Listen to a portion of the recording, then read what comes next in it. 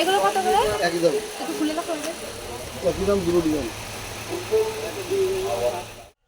শুভ সকাল বন্ধুরা, নতুন আরেকটি ভিডিওতে তোমাদের সবাইকে শুভেচ্ছা ও ভালোবাসা জানিয়ে আজকের এই ভিডিওটি শুরু করছি। সকালে বাসি কাজগুলো সব কিছুই করা হয়ে গেছে, বোন করে নিয়েছে। কালকে মা করেছিল আর আজকে বোন করে নিয়েছে, আমার আর কিছু করতে হয়নি। তবে রান্নাটা করেছি কালকে, মানে বোনের তো কালকে পড়ানো ছিল, ওই জন্য আমি রান্নাটা করে নিয়েছিলাম। আমি আসলে বোনের এই একটা সুবিধা হয়, মানে বোনের পড়ানো শেষ হতে হতে সেই 9:30 10টা বেজে যায়, তারপরে গিয়ে রান্না করতে হয়। আর আমি আসলে ওইটা হয় না, ওই সময়ের মধ্যে রান্না হয়ে যায় এরকম একটা।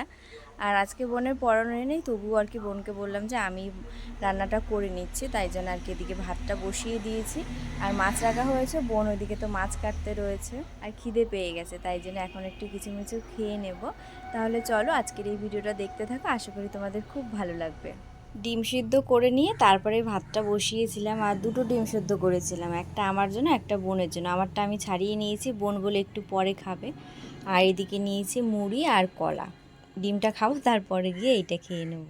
ভাত হয়ে গেছে, এখন ভাতটা নামিয়ে নিচ্ছি। আর কিছুক্ষণ আগে মা ফোন করেছিল, বললো যে পিপুল শাক আনবে। তো ভাত রান্না করার পরে কিছুক্ষণ বসেছিলাম, তার মধ্যে মা চলে এসেছে। আর এই যে এখন মা পিপুল শাক কাটতে বসেছে, কাটা হয়ে গেলেই তারপরে আবার রান্না বসাবো।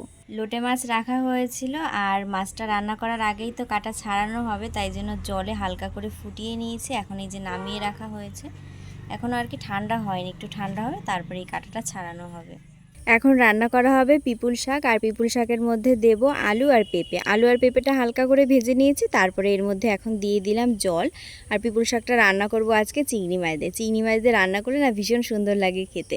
ছোট ছোট মাছ দিয়েও রান্না করা যায়, তবে আজকে মা চিংড়ি মাছ রেখেছে, তো সেই চিংড়ি মাছ দিয়ে রান্না করব। বিয়ের আগেও তো এই পিপুল শাক প্রচুর খেয়েছি, কিন্তু বিয়ের পর আর সেরকমটা খাওয়াই হয় না। মানে বাড়িতে যখনই আসি প্রত্যেকবার খাওয়া হয় না, কিন্তু কখনো কখনো খেয়েছি। আর আমার শ্বশুরবাড়িতে না এই পিপুলের শাক খাওয়া হয় না, শুধু ডাঁটাটা রান্না করে, তাও আবার ওই মাছের ঝাল করে, তখন আর কি শুধু এই ডাঁটাটা দেয়। আর এই যে আলু দিয়ে, শাক দিয়ে, ডাঁটা দিয়ে এইসব কিছু একবারে যে রান্না করা, এই জিনিসটা খায় না।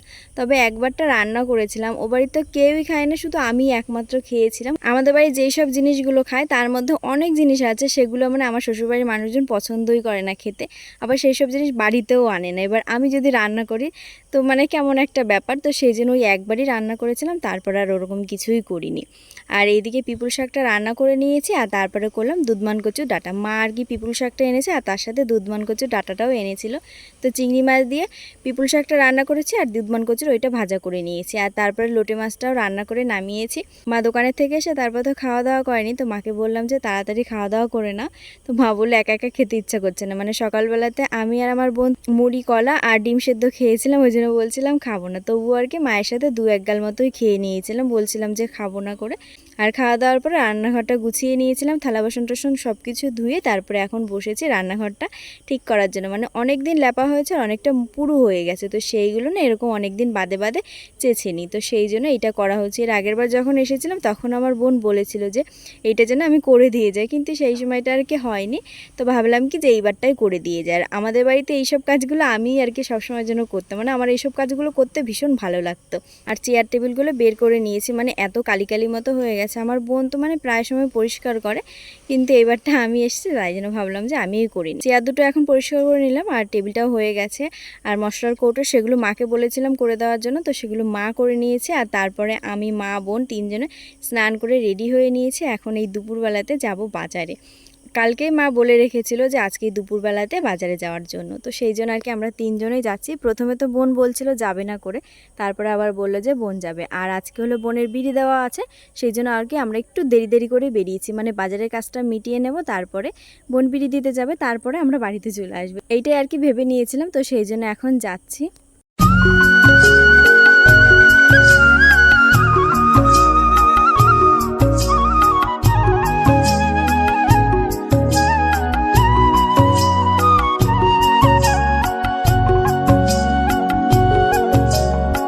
আর কিছুদিন বাদেই পুজো রয়েছে, আর আমি এই সময়টাতে বাড়িতে এসেছি, তাই জন্য মা বলল কি যে এখনই আমাকে পুজোর জন্য শাড়ি কিনে দেবে।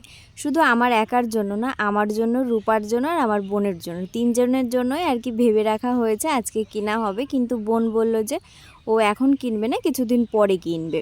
তো আজকে আমার জন্য আর রূপার জন্যই এখন কেনা হবে, তাই জন্য আর কি শাড়ি দেখা হচ্ছে। আর আমার বোনকে বললাম যে বোন যেন পছন্দ করে দেয়। কি বলো তো, আমার বোন এমন জিনিস পছন্দ করবে না যে কারোর পছন্দ হয়ে যাবে সেই জিনিসটা। কিন্তু আমি পছন্দ করে যেই জিনিস কিনবো, বাড়িতে আনার পরে যদি কেউ বলে যে ভালো হয়নি বা কিছু, আবার এরকমটাও হয় যে কিছু একটা হবে তো মনে হবে যে না এটা আর ভালো লাগছে না, তখন থেকে মন খুঁতখুত করা শুরু করে দেবে। কিন্তু আমার বোন যেই জিনিসটা পছন্দ করে আনবে সেই জিনিসটা সবসময় যেন ভালো লেগেই থাকে। তো সেই জন্যই ওকে বলেছি যে তুই পছন্দ করে দে। তাই জন্য আর কি আমার জন্য আর রূপার জন্য দুটো শাড়ি কেনা হয়েছে। আর আজকে হলো রবিবার, তো মা গেছে ডাক্তারের কাছে, আর এদিকে আমি আর বোন দুজনেই যাচ্ছি বিড়ি দিতে। মানে বোনের বললাম না যে বিড়ি দেওয়া রয়েছে, তো সেই জন্যই আর কি যাচ্ছি। আর এদিকে বোন আগে আগে রাস্তা পার হয়ে গেছে, কত গাড়ি আসছিল, তো বোন এই পাশে দাঁড়িয়েই ছিল।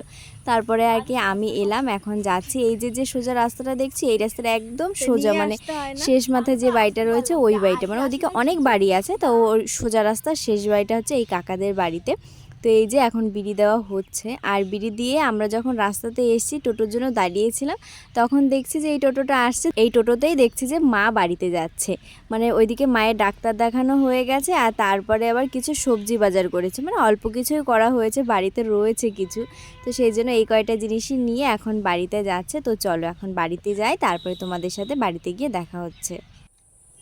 বাজার থেকে বাড়িতে এসে ফ্রেশ হয়ে নিয়েছি, আর এখন আমি আর বোন দুজনে খেতে বসেছি। মা দোকানে চলে গেছে, মা তো আমাদের সাথেই এসেছিল, তো মা গেছে। এই যে আমি আর বোন দুজনে খাচ্ছি, আর বোনকে বললাম যে আজকে একটু খাইয়ে দিতে, তাই জন্য ও আর কি আমাকে খাইয়ে দিচ্ছে।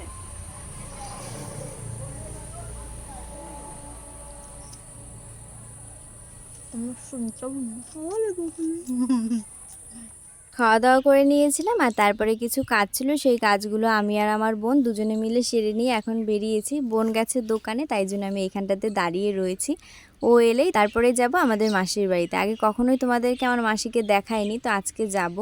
আমি আমার শ্বশুর বাড়িতে ছিলাম যখন, সেই সময় আমার মা আমাকে বলেছিল যে আমার মাসি খুবই অসুস্থ, তো সেই জন্য যখনই আমি বাড়িতে এসেছি তখনই মাসিকে দেখতে এসেছি। তো কালকেও এসেছিলাম, আজকেও এসেছি।